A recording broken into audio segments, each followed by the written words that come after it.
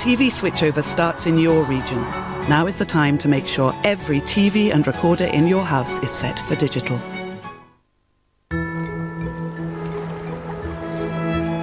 And now on BBC One, a very special edition of Inside Out North West, where Andy Johnson and JC Normand go in search of the perfect day.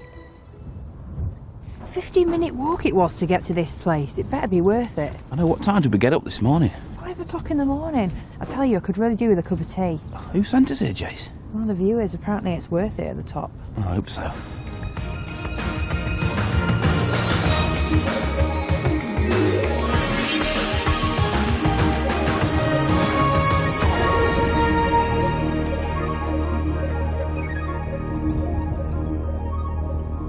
Hi, I'm Andy Johnson. And I'm JC Normand. And welcome to a very special edition of Inside Out. We're spending a perfect day here in the Northwest, thanks to your hundreds of emails and letters, and thanks very much for them. We're looking for those hidden gems around the region. And we're starting the day off at Solomon's Temple near Buxton, which was recommended by Betty Lindsay for its beautiful sunrise.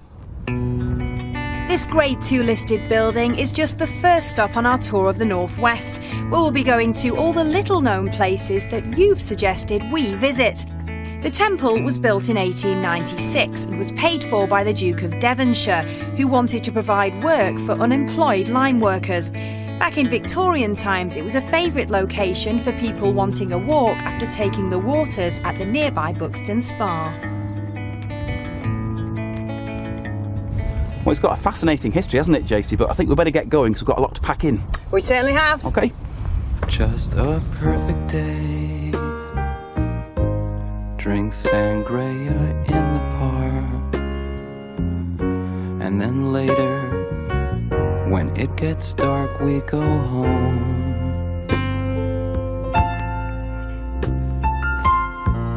We've had so many suggestions of how to spend a perfect day that we're going to have to go our separate ways to fit them all in. So Jace is off to the Isle of Man while I'm staying on the mainland. Then later. So Jace, are you looking forward to your day on the Isle of Man? I certainly am. We've had loads of emails from people and they've suggested some really good places, so I'm looking forward to that. OK, well, I'll see you at sunset then. See you later. Have a safe trip. Thanks. Take care. Bye-bye. Oh, it's such a perfect day. I'm glad I spent it with you. Oh, such a perfect day. Well, that's JC dropped off at the airport, and it's difficult to believe the airport's only a mile away, isn't it? It's beautiful here, down by the Mersey estuary. It's teeming with wildlife. I can hear the skylarks all around me, and it's all thanks to one of our viewers, Tracy Morgan, who wrote in inviting me to Hale village. And Tracy wants to tell me, apparently, a tall story. Let's go and meet her. Hi Tracy, lovely to meet you. Hi Andy, nice to meet you. It's a beautiful village, isn't it? Yeah, it's Tell me, beautiful. why are we meeting here in the churchyard? Because this is just a beautiful place from our city, where I want to tell you the story about John, the child of Hale. The child of Hale. What's the story behind him? Apparently he was a giant. And Really? He was born hundreds of years ago, and he was 9'3". 9'3"? Yeah, and this is where he was buried. Good grief. So I think they folded him over to get him in there. I bet they did, yeah. And what other stories are there about him in the village then?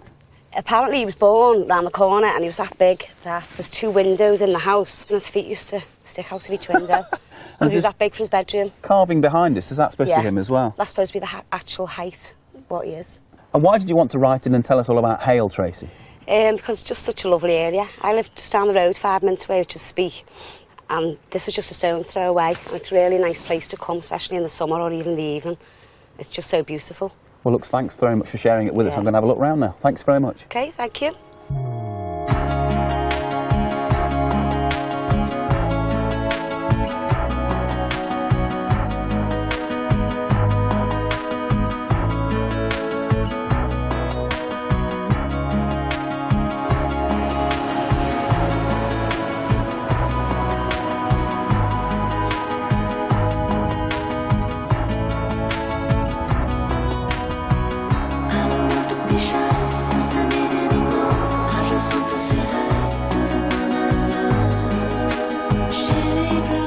What a beautiful spot this is in the Cheshire countryside near Tarpley. We've come here thanks to one of our viewers, Mark Smythe. This is the Cotebrook Shire Horse Centre. You can see many of these beautiful animals behind me, as well as a range of domestic and native wildlife for you to enjoy.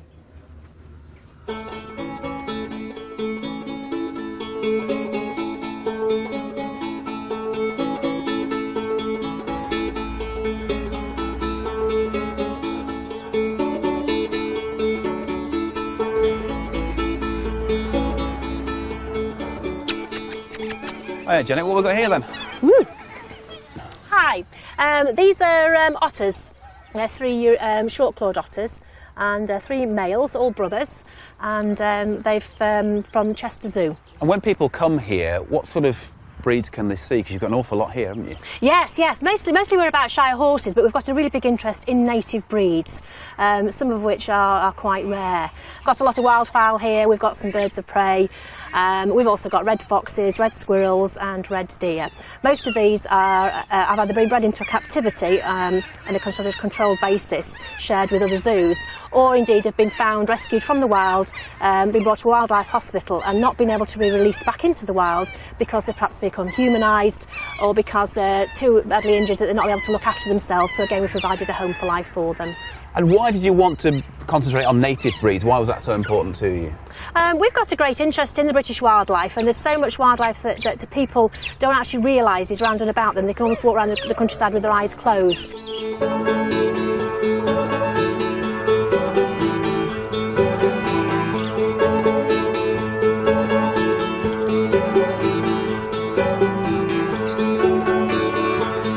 They're rightly proud of their horses here and have had lots of success in shows. I was allowed to help Alistair get new foal Beth ready for the forthcoming national championships. And how long have you been interested in Shire horses?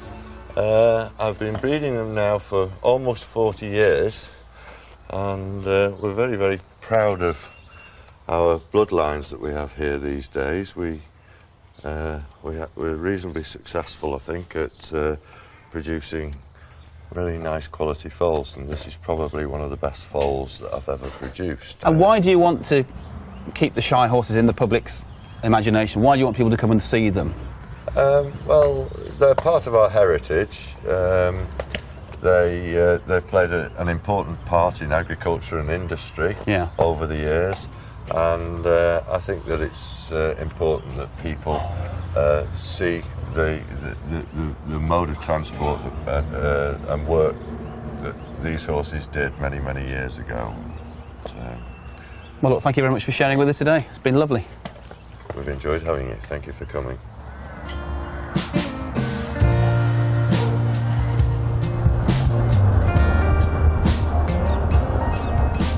Well, it's been a lovely day so far, but I wonder how Jaycee's getting on.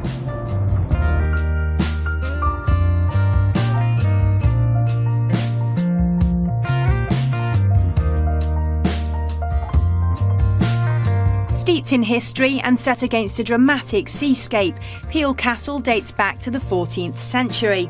It's on the tiny St Patrick's Isle on the west coast of the Isle of Man and has been home at various times to monks, Vikings and princesses.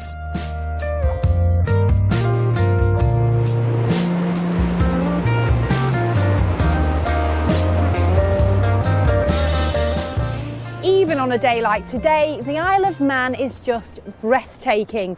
Joan Ryder from Colby emailed in to tell us about one of the island's real treasures, its seal population. To see them, you might strike it lucky on a coastal walk, but I think there's no better way to experience them than by taking to the waters.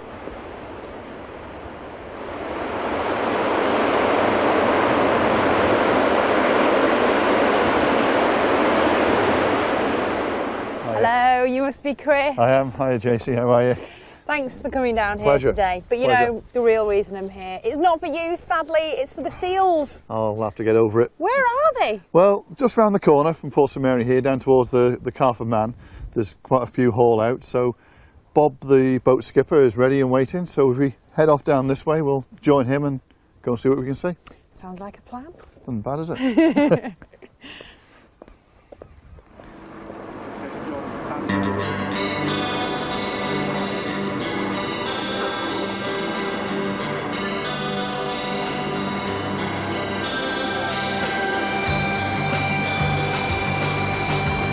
So do you get a lot of seals around here? This is one of the hot spots, if you like, for the Isle of Man.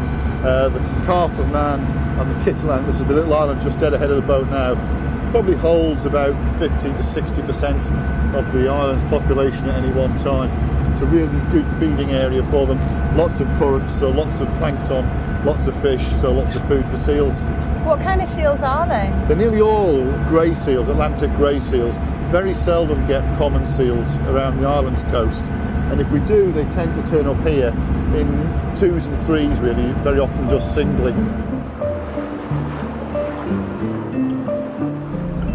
Okay, there's actually some seals on this side of the boat now, so if we just move over here quietly, we should be able to see them.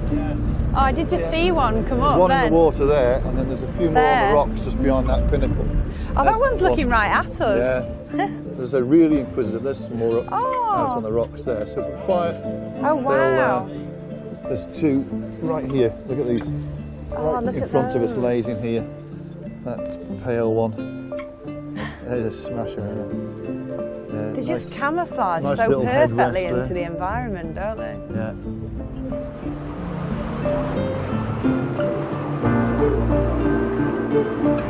I suppose they don't actually have any natural predators here either, do they?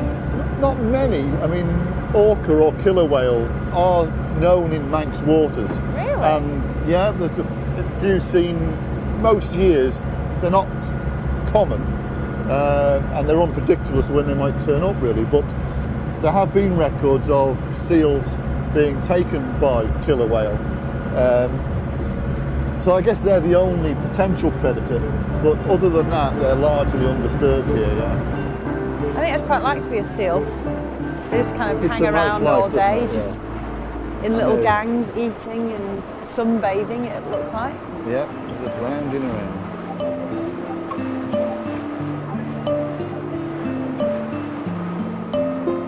Chris, it's been well worth coming out here today. I never imagined I'd get to see so many seals so close up in the northwest. Yeah, we're fortunate in this part of the world. It's all on our doorstep. Just a matter of getting out and enjoying it. Absolutely.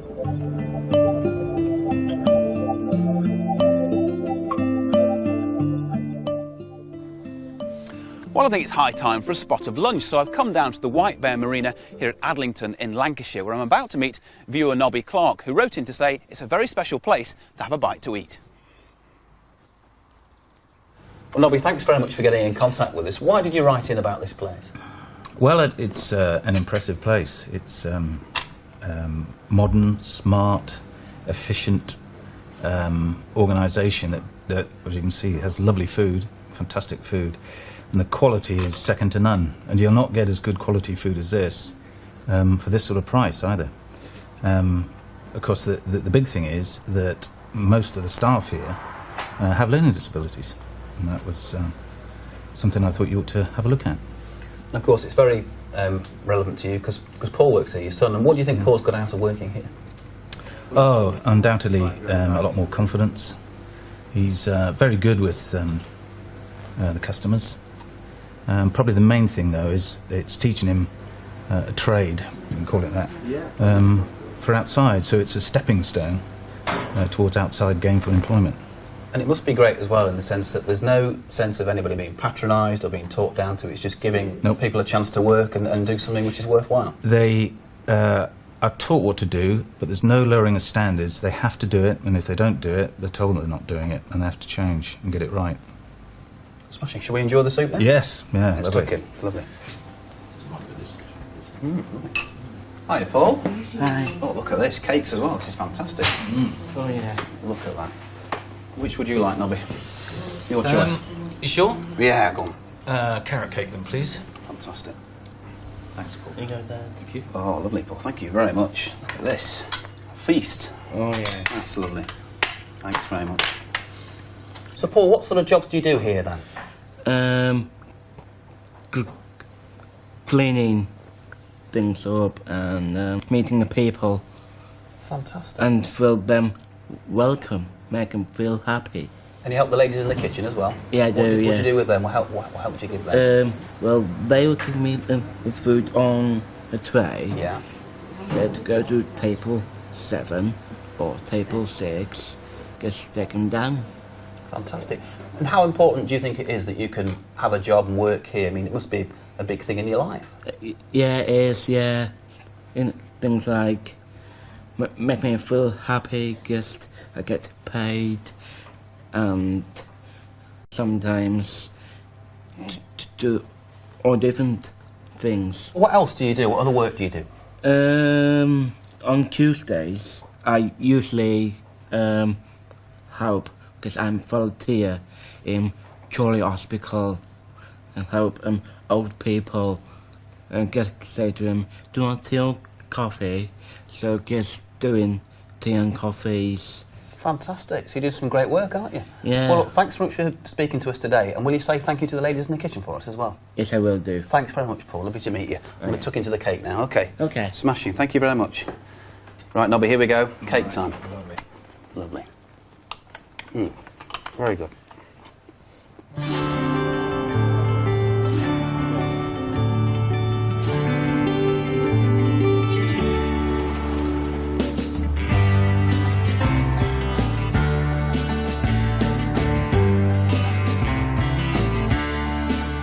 Nestling in the lee of Pendle Hill, just north of Clitheroe, is the beautiful village of Downham.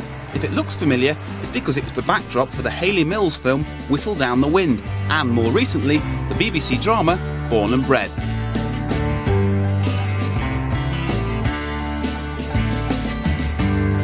Because the village is part of the estate owned by Lord and Lady Clitheroe, you won't find some of the things you'll see in every other town and city up and down the land. No TV aerials, no satellite dishes, and certainly no yellow lines on the road. None of them are allowed. And I'm about to meet one of our viewers who's got extra special memories of this village.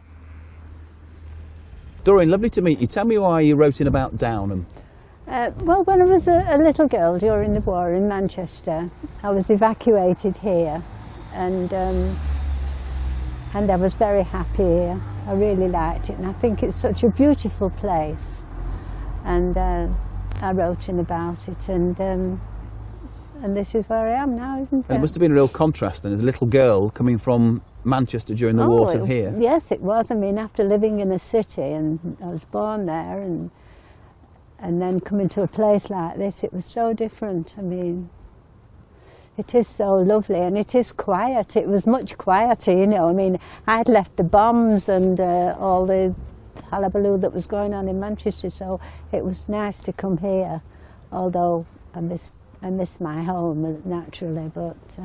And quite a shock to the system, because you hadn't seen the countryside before, had you? I'd never seen the countryside like this before, no, and I didn't even know what cows was like in real life. I'd only seen them in picture books. And I'd never seen sheep and all the things that go with a farm, you know, goats and hens, real ones running around. I couldn't believe it, you know, it was amazing to me then. But I got used to it, and I think the countryside's beautiful now, you know, and I think this place is absolutely gorgeous. I mean, it's just like going back into time, isn't it? Because nothing's been changed, nothing at all, has it? You know, it's still the same. Yeah, I was very, very happy here, and I live with a very nice family.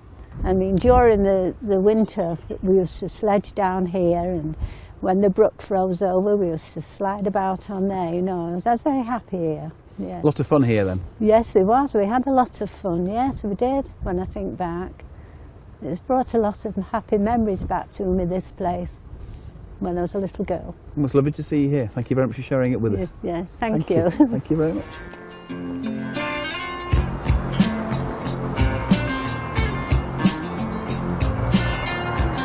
Time, I think, to check how Jacey's getting on.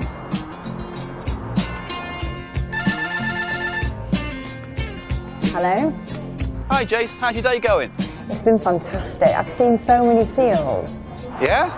Oh, sounds fantastic. Well, since I left you first thing this morning, I've had a great day, gone all over the place, including a Shire horse centre in Cheshire where I had this lovely foal. And guess what? Now I'm off to the pub. Typical, some things never change. Well, I'm going to have this tea and cake, and I'll see you later. OK, well, I'll see you later at sunset, yeah? All right, cheers. OK, off to the pub.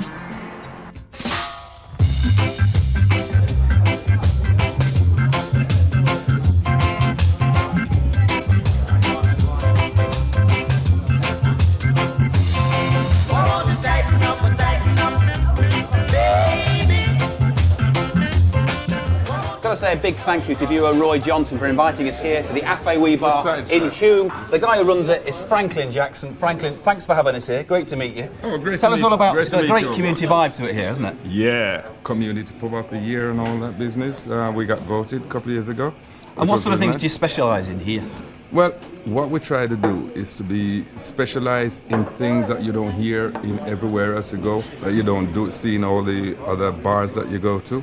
So what we do is we created an atmosphere, as you can see around, decorated it totally different, Afro-Caribbean style. We play music from all over the world. And one of the wonderful things that we get about this place is that we get people from France, Germany, all the students that come over. And when they go back home, they always tell their friends to come and see us here. So it's by word of mouth. Which is absolutely wonderful. Well, look, thanks for having us here today. I'm going to nip over here now, because I know one of the other things you do here is fantastic food. The man responsible is King Arthur, the chef. Great to meet you. Thank you very much for having us here. Yeah, okay. Tell us about some of the dishes that you prepare here. Yeah, right. I'm King Arthur. What we done? We try to create the Caribbean atmosphere and bring it into England, into Merseyside. And the dishes you've got here, like I can describe this one. You never had it before. It's coconut grouper. It's served with the coconut peas and rice, coleslaw, tartar sauce, dressing of course with salad, and it melts in your mouth. There, we also have a new luncheon special, sweet chili chicken and dumplings. You could get it nowhere but here, okay? Check out the curry goat to die for. That curry goat there is better than any curry goat you could ever dream of. You try it, you be the judge of it, and there you go. Got to introduce you to the guy here. This is Prince Hammer, one of the best known musicians from Jamaica. He's played with people like UB40 and Clash. Why do you like this place? What's great about it? The beauty about it. You can see for yourself. It's all beautiful, you know what I mean? It's a Caribbean atmosphere, and the unity with both black and white. It's a mixture. Everybody come here to enjoy themselves. And with the music, you got the reggae music, you got the R&B, you got the African music. It's like it's a wide open scope of everything. So once you come here, you'll fall for something here because something is here for everyone. Well, it's great to meet you all. You all took in, guys, talking to the music. Let's have Ken, Abina and Paul to take us away.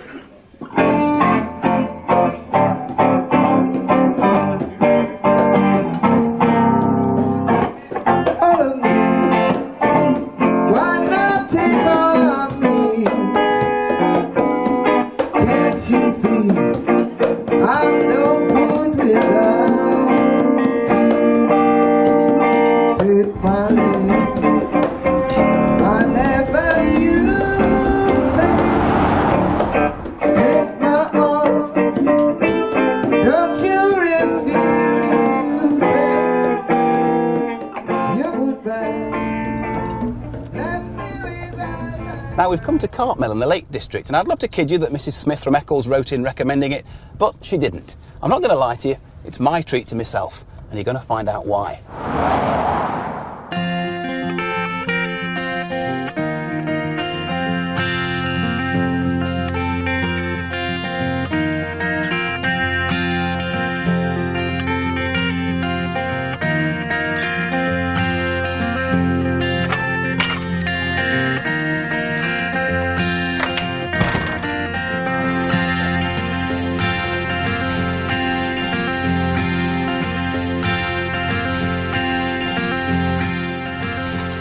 So Jean, tell me, when did you make your first sticky toffee pudding? Going back to about 1984, when we had a restaurant in Grange over Sun, and it was very popular. It was popular in the area, and I thought, well, you know, we'll have a go at making that, and we served it in the restaurant all the time we were there. And then when we came here to the shop, we made lots of things, mainly for the self-catering market, and the sticky toffee pudding was the thing that everybody wanted.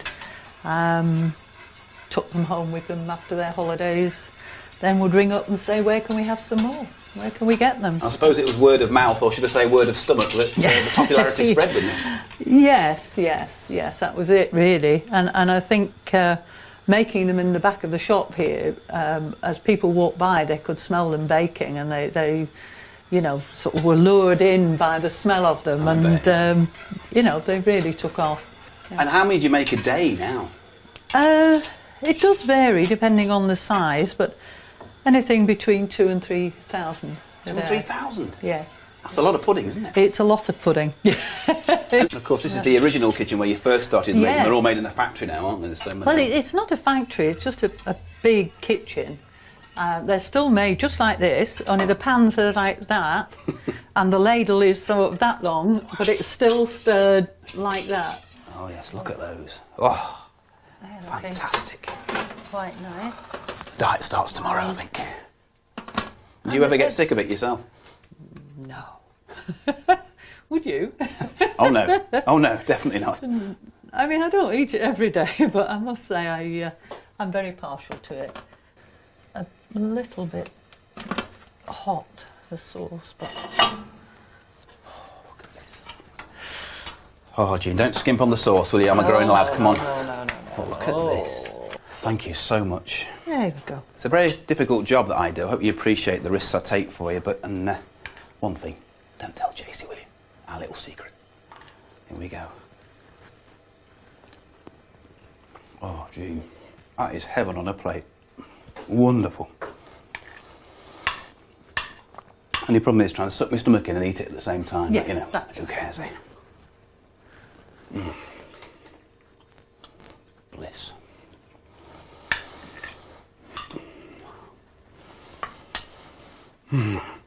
Please, miss, can I have some more? Oh, yes.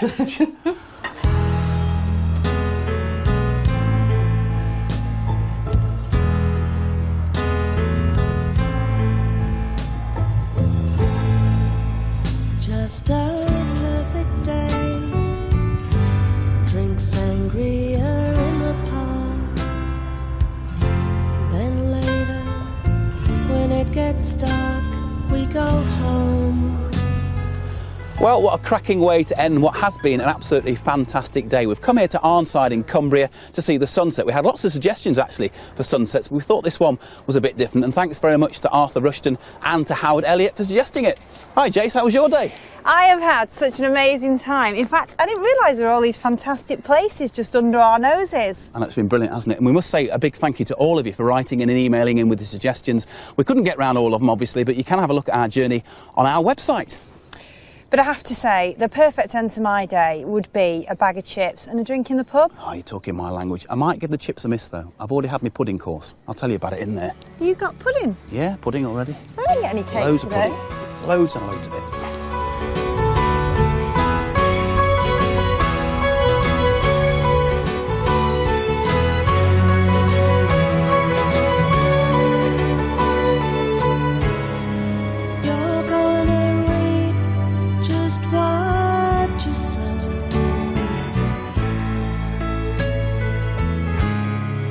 You're gonna reap just what you sow. Next week, in a special edition of Inside Out, we examine the impact of global warming and visit a Cheshire village where everybody's going green.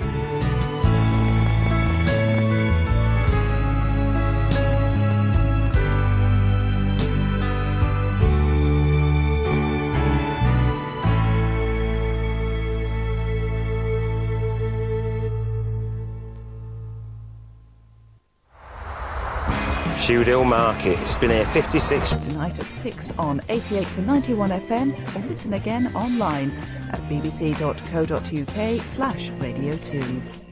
1,000 dreams, only one colourful dream coat. Are we going to find that boy with the magic? If you were to go out in the first week, it would be the worst time to go out. The pressure's going to be on. Join me, Graham Norton, as the final 12 Josephs perform live for your votes. Any Dream Will Do, Saturday at 8:25 on BBC One.